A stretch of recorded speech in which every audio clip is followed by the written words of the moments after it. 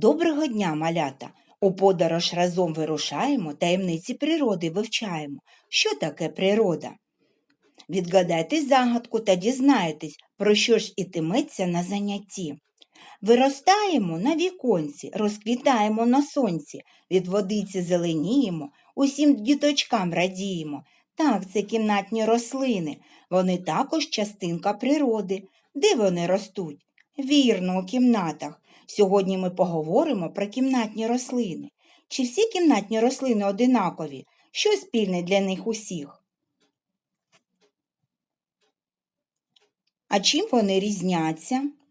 Кімнатні рослини різняться стеблами, листям. Спробуємо відгадати кімнатні рослини за описом.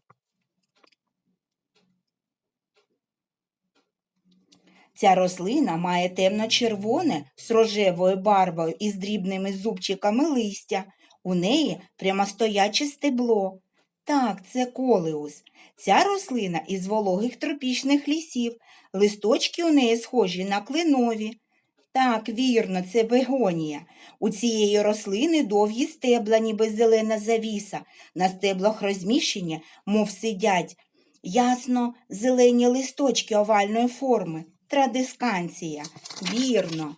Цю рослину рекомендовано мати вдома, бо вона вважається оберегом і має цілющі властивості, лікує від застуди. Герань.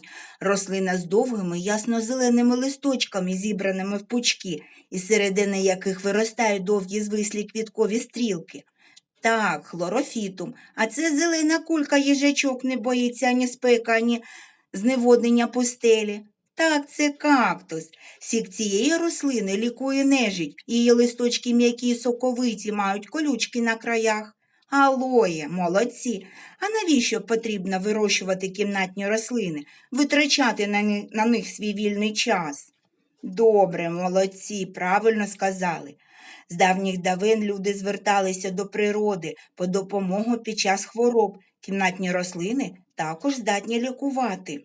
Алоє відоме як ранозагоювальна рослина, як засіб від опіку. Герань виконує функцію домашнього лікаря під час функціональних розладів нервної системи. Наша подорож добігла кінця. Про що ми дізналися, що пригадали? Діти, рослини прикрашають наше життя, тож хай їх на землі буде більше, і хай серед них будуть обов'язково ті, що виростили ви. До побачення, на все добре!